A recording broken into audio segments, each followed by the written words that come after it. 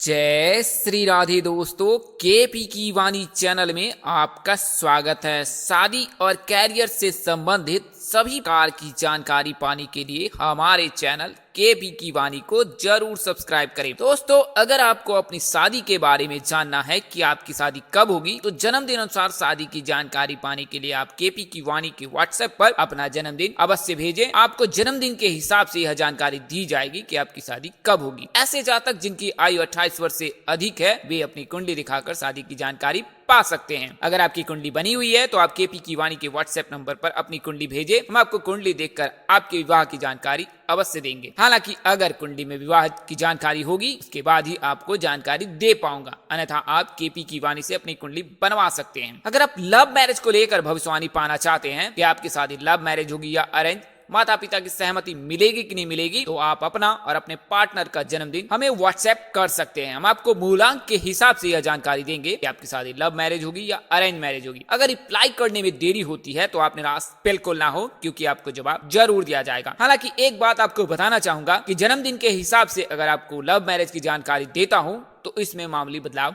हो सकता है। यह बदलाव कुंडली के अनुसार से हो सकता है। कुंडली में अगर लव मैरिज के योग होंगे, उसके बाद ही आपकी लव मैरिज की संभावना बनेगी। दोस्तों, आगे बढ़ने से पहले आपको बताना चाहूंगा कि अब आप हमसे शादी की कुंडली भी बनवा सकते हैं। मैं आपको शादी से संबंधित सभी प्रकार की जानकारी दी जाएगी कि आपकी शादी कब होगी, कहाँ होगी, कैसे होगी, किससे होगी, किस दिशा में होगी, कितनी दूर पर होगा ससुराल, किस नाम से शादी होगी, किस राशि से करनी चाहिए, जीवन साथी का रंग, रूप, स्वरूप, स्वभाव और उनका कैरियर। आपका कैरियर, अगर आप लव मैरिज करना चाहते हैं तो कुंडली के हिसाब से माता पिता की सहमति मिलेगी कि नहीं मिलेगी, या आप अपने माता पिता के खिलाफ जाकर शादी करेंगे, यह तमाम तरह की जानकारी आपको कुंडली में बताई जाएगी। साथ ही शादी में आ रहे दोष को दूर करने के भी सरल उपाय बताए जाएंगे। इसके लिए आप 8521835670 इस नंबर पर आप व्हाट्सएप मैसेज कर सकते हैं अथवा फोन कॉल कर सकते हैं। नंबर एक बार और दोहरा देता हूं, 8521835670। अगर जल्दबाजी में नंबर निकल गया है तो आप वीडियो को स्क्रॉल कर नीचे आए और आराम से नंबर नोट कर सकते हैं। ऐसे जातक जिनकी शादी तय हो चुकी है या शादी तय होने वाली है, वे अपनी कुंडली मिलान अवश्य ही करा ले। ज्योतिष शास्त्रों की माने तो नारी दोष, भकुर दोष और मांगलिक बलि होने पर शादी न करने की सलाह दी जाती है। इसके लिए आप अपनी कुंडली मिलान अवश्य ही करा ले। आप चाहे तो अपने नजदीक के किसी प्रकांड पंडित से संपर्क कर सकते हैं या केपी की वाणी से संपर्क कर कुंडली मिलान करवा सकते हैं। वहीं अगर आप विवाहित हैं और वैवाहिक जीवन में किसी प्रकार की परेशानी आ रही है तो भी आप कुंडली मिलान अवश्य ही करा ले। इससे आपको विवाह उपरांत वैवाहिक जीवन की जानकारी प्राप्त हो जाएगी। तो यह जानकारी आपको केपी की वाणी की सुविधाओं के बारे में दी गई है। आप संचार के सभी माध्यमों से केपी की वाणी से जुड़ सकते हैं और अपने बारे में जानकारी प्राप्त कर सकते हैं। ऐसे जातक जिनको जरूरत हो वे ही संपर्क करें, अन्यथा आप नंबर सेव करके रखें और भविष्य में जब कभी जरूरत हो तो आप केपी की वाणी पर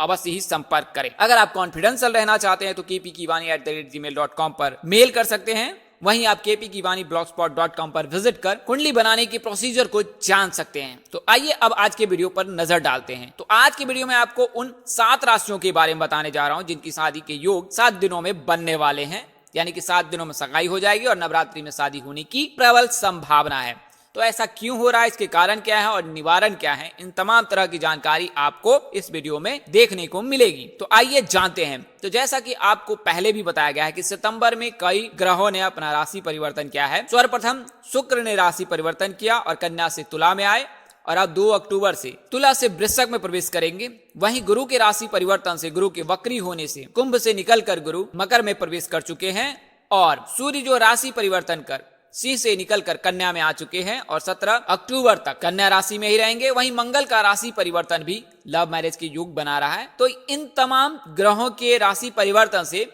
7 जातकों के लिए अब जबकि पितृपक्ष समाप्त हो रहा है 6 तारीख को, तो उस समय से प्रबल योग बन रहे हैं। तो आइए उससे पहले आपको कुछ विशेष जानकारी दे देता हूं विवाह संबंध में, जिसके बारे में बहुत कम लोगों को पता है। तो आपको बताना चाहूंगा कि ज्योतिष शास्त्र में हाथ देखकर, कुंडली देखकर और दिन देखकर, यानी कि जन्मदिन के देखकर विवाह की जानकारी बताई जाती है। इसमें हस्तरेखा और कुंडली, इसमें सटीक जानकारी प्राप्त होती है।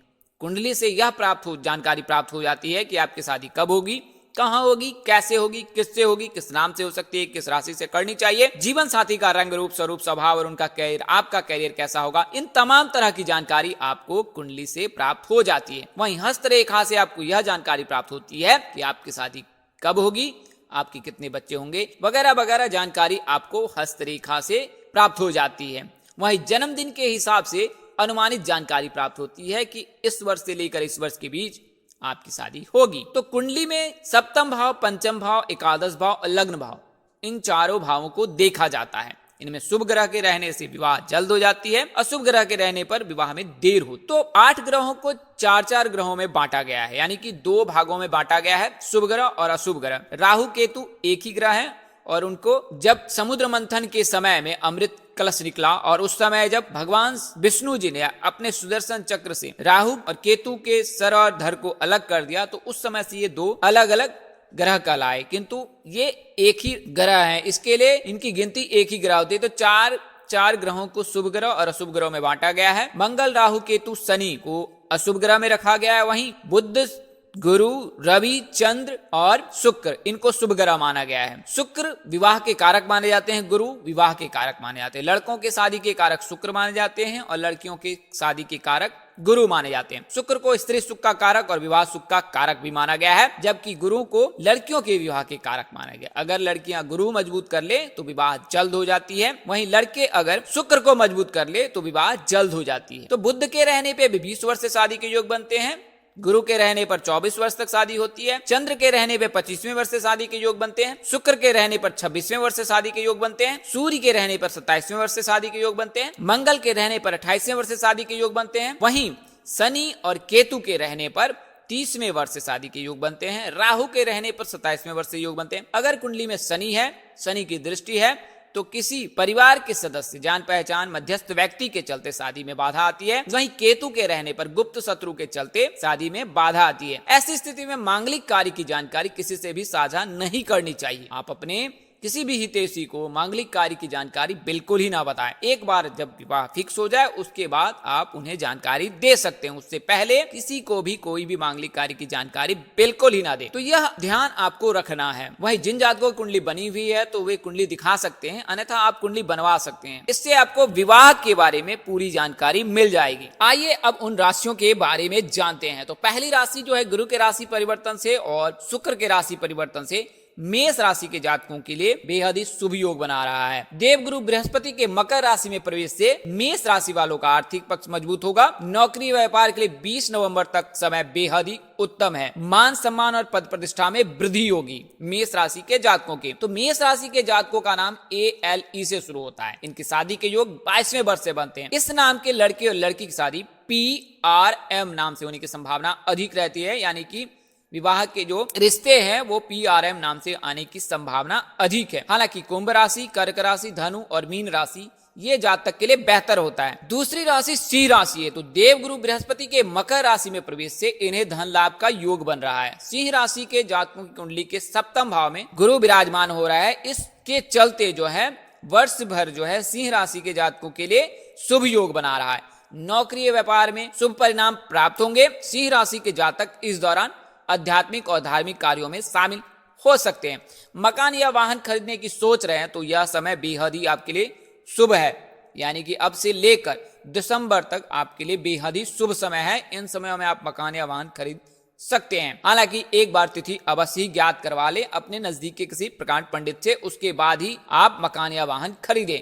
तो सिंह राशि के जातकों की कुंडली के सप्तम भाव में जो है गुरु विराजमान है और यह दिसंबर तक विराजमान रहेंगे। इसके चलते सिंह राशि के जातकों के शुभ योग बन रहे हैं। तो सिंह राशि के जातकों का नाम M से शुरू होता है। M अक्षर से शुरू होने वाले लड़के लड़की की राशि सिंह होती है। इनके शादी के योग 26वें वर्ष से बनते हैं। इस नाम के लड़के और लड़की की शादी MKS नाम के जातक से होने की संभावना अधिक रहती है। हालांकि अगर शादी मिथुन राशि के जातकों से हो तो ज्यादा बेहतर होता है। अगली राशि वृश्चिक राशि है। तो न केवल गुरु के राशि परिवर्तन से बल्कि शुक्र के राशि परिवर्तन से भी वृश्चिक राशि के जातकों के विवाह के योग बन रहे हैं। तो जो शुक्र है, शुक्र के मजबूत रहने से लड़कों की शीघ्र शादी होती है, वहीं गुरु के मजबूत रहने से लड़कियों की शीघ्र शादी होती है। तो दोनों ही जातकों को बेहद ही शुभ परिणाम मिलने वाला है। हालांकि इनका फलादेश क्या है वह पहले जान लेते हैं। तो गुरु के राशि परिवर्तन से वक्री होने से वृश्चिक राशि के जातकों को धन लाभ का योग बन रहा है। आर्थिक समस्याओं से निजात मिलेगा। दाम्पत्य जीवन सुखकारी होगा। कार्यों में इनको सफलता मिलेगी। मकान या वाहन खरीदने की सोच रहे हैं तो यह समय शुभ है। नवरात्रि के दिनों में आप बिना तिथि ज्ञात किए ही खरीद सकते हैं, क्योंकि 9 दिनों में हमेशा शुभ योग ही रहता है। पारिवारिक सदस्यों और मित्रों से आपको सहयोग मिलेगा। तो यह वृश्चिक राशि के फलादेश हैं। अब जान लेते हैं वृश्चिक राशि के बारे में। तो एन अक्षर से शुरू होने वाले, वाई अक्षर से शुरू होने वाले लड़के और लड़की की राशि वृश्चिक होती है। इनके शादी के योग महज 21वें वर्ष से बनते हैं। इस नाम के लड़के और लड़की की शादी IST नाम के जातकों से होने की संभावना अधिक रहती है। हालांकि अगर शादी सिंह राशि से हो तो ज्यादा ही बेहतर होता है। अगली राशि धनु राशि है। तो धनु राशि के जो राशि स्वामी है स्वयं गुरु हैं और इनके आराध्य देव भगवान श्री हरि विष्णु हैं। तो इस वजह से इस नाम के जातकों के, इस राशि के जातकों के विवाह के योग महज 21वें वर्ष से बनने लगते हैं। आइए पहले फलादेश जान लेते हैं। तो इस राशि के जातक अब से लेकर नवंबर तक, और नवंबर में जब गुरु मार्गी होंगे उसके बाद दिसंबर तक इनके लिए शुभ योग बना रहा है। इन दिनों में आप नौकरी और व्यापार में तरक्की करेंगे। धन लाभ के योग बन रहे हैं। वैवाहिक जीवन सुखमय रहेगा। जो भी कार्य करने की सोच रहे हैं उनमें सफलता मिलेगी तथा आपकी तारीफ चारों तरफ अवश्य ही होगी। तो F अक्षर से शुरू होने वाले लड़के और लड़की की राशि धनु होती है और इनकी शादी के योग 21वें वर्ष से बनते हैं। इस नाम के लड़के और लड़की की शादी STI नाम के जातकों से होने की संभावना अधिक रहती है। हालांकि अगर शादी मेष राशि से हो तो ज्यादा ही उत्तम होता है। अगली राशि जो है वो मीन राशि है। तो इनके भी राशि स्वामी जो है वो गुरुदेव हैं और इनके आराध्य देव भगवान श्री हरि विष्णु जी हैं। तो इस राशि के जातकों का नाम डी से शुरू होता है। तो आइए पहले फलादेश जान लेते हैं, उसके बाद इसके बारे में विस्तार से जानेंगे। तो धन लाभ होने से आर्थिक पक्ष मजबूत होगा। यानी अगर आप मीन राशि के जातक हैं तो धन लाभ के योग बन रहे हैं। इससे आपके घर की आर्थिक स्थिति मजबूत होगी। पारिवारिक और वैवाहिक जीवन सुखमय रहेगा। मान सम्मान और पद प्रतिष्ठा में आपकी वृद्धि होगी। किस्मत का आपको पूरा साथ मिलने वाला है। तो यह फलादेश मीन राशि का है। तो मीन राशि के जातकों का नाम अक्षर जो है वो डी से शुरू होता है। इनकी शादी के योग गुरु की कृपा से और भगवान श्री हरि विष्णु की कृपा से 21वें वर्ष से बनने लगते हैं। इस नाम के लड़के और लड़की की शादी SGV नाम के जातकों से होने की संभावना अधिक रहती है। तो अगर आप मीन राशि के जातक हैं, आयु आपकी 21 वर्ष से अधिक है, तो इस नवरात्रि में विवाह होने की पूरी संभावना है। हालांकि एक बार आप अपनी कुंडली अवश्य दिखा लें और अगर कोई दोष लगा हुआ है तो उस दोष के निवारण को अवश्य ही करें। इससे दोष के प्रभाव जो है कम होने लगेंगे। मेष राशि के साथ इनका संबंध मैत्री संबंध रहता है। इसके लिए मेष राशि के साथ अगर विवाह हो तो ज्यादा ही उत्तम होता है। अगली राशि तुला राशि है। तो तुला राशि के जातकों का शुक्र के राशि परिवर्तन से, शुक्र के तुला से वृश्चिक राशि में प्रवेश करने से तुला राशि के जातकों के भी विवाह के योग नवरात्रि में बन रहे हैं। और 7 दिनों में आपकी, यानी कि 7 तारीख से लेकर 14 तारीख के मध्य सगाई होने की पूरी संभावना है। इस नाम के जातकों के शादी के योग 20वें वर्ष से बनते हैं। कई ज्योतिष ऐसा मानते हैं कि तुला राशि के जातकों की लव मैरिज नहीं होती है, लेकिन कुंडली में अगर मांगलिक दशा ऐसी रहे कि विवाह के योग बनते हैं तो आपकी लव मैरिज अवश्य ही होगी। इस नाम के लड़के और लड़की की शादी GMT नाम के जातकों से होने की संभावना अधिक रहती है। हालांकि सिंह राशि के साथ इनका मैत्री संबंध रहता है। तो अगर सिंह राशि के जातकों से आप विवाह करते हैं तो यह आपके लिए उत्तम होगा। जैसा कि नाम इसमें अंकित है M नाम, तो M नाम के जो जातक होते हैं उनकी राशि सिंह होती है। तुला राशि के जातक अगर आप हैं तो नवरात्रि में आपके लिए शुभ समय आने वाला है और 7 दिनों में आपको कोई ना कोई शुभ समाचार अवश्य ही मिलने वाला है। अगला नाम अक्षर P से शुरू होता है और अगली राशि कन्या है। तो कन्या राशि के जातकों के लिए भी शुभ योग बना रहा है, क्योंकि मंगल के राशि परिवर्तन से सिंह से कन्या में आने से कन्या राशि के जातकों के लव मैरिज के योग प्रबल हैं। यानी कन्या राशि के जातकों के विवाह के योग प्रबल हैं। वैसे आमतौर पर कन्या राशि के जातक बेहद ही धार्मिक स्वभाव के होते हैं, काम एंड कूल रहते हैं, ज्यादा बातचीत नहीं करते हैं और बड़े ही धैर्यवान होते हैं। एक बार अपने पैर पर खड़े हो जाते हैं उसके बाद ही ये आगे के फैसले लेते हैं। तो इस वजह से इस राशि के जातकों के विवाह में बहुत देर होती है। इनके शादी के योग 27वें वर्ष से बनते हैं। इस नाम के लड़के और लड़की की शादी ASG नाम के जातकों से होने की संभावना बहुत अधिक रहती है। हालांकि शादी मकर राशि से हो तो ज्यादा उत्तम होता है। तो अगर आप P नाम के जातक है, कन्या राशि आपकी है, तो आपके लिए नवरात्रि बेहद ही शुभ परिणाम लेकर आ रहा है। तो दोस्तों इस वीडियो में मैंने आपको उन 7 राशियों के बारे में बताया हूं जिनकी गुरु के राशि परिवर्तन से, मंगल के राशि परिवर्तन से, सूर्य के राशि परिवर्तन से और शुक्र के राशि परिवर्तन से विवाह के योग बन रहे हैं। हालांकि यह जानकारी व्यक्ति विशेष पर निर्भर नहीं करता है, इसके लिए आप अपनी कुंडली अवश्य ही दिखा लें। इस वीडियो में बताई गई जानकारी ज्योतिष, पंचांग, मान्यताओं और धर्म ग्रंथों से दी गई है। हमारा उद्देश्य महज आपको सूचना पहुंचाना है, आप इसे सूचना हेतु ले। इसके अतिरिक्त अगर आप इनको मानते हैं, अपनाते हैं अथवा उपयोग करते हैं तो इसके आप स्वयं जिम्मेदार हैं। आप चाहे तो अपने नजदीक के किसी प्रकांड पंडित अथवा ज्योतिष से संपर्क कर लें, अन्यथा केपी की वाणी से अपनी कुंडली अवश्य ही दिखवा लें। इस तरह की अन्य वीडियो देखने के लिए हमारे चैनल के डैशबोर्ड अथवा प्लेलिस्ट पर जाएं और अपनी राशि अनुसार वीडियो जरूर देखें। शादी और कैरियर से संबंधित कई प्रकार के वीडियोस आपको प्लेलिस्ट पर मिल जाएंगे, साथ ही आपको दोष निवारण के भी उपाय मिल जाएंगे। अगर आपको यह जानकारी अच्छी लगी तो कमेंट में जय श्री राधे लिखना बिल्कुल ना भूलें। साथ ही लाइक कर, कमेंट कर, शेयर कर हमें जरूर बताएं। अगर आप मेरे चैनल पर पहली बार आ रहे हैं तो चैनल का परिवार के सदस्य में जरूर ही भागीदारी रहें और चैनल को सब्सक्राइब करें।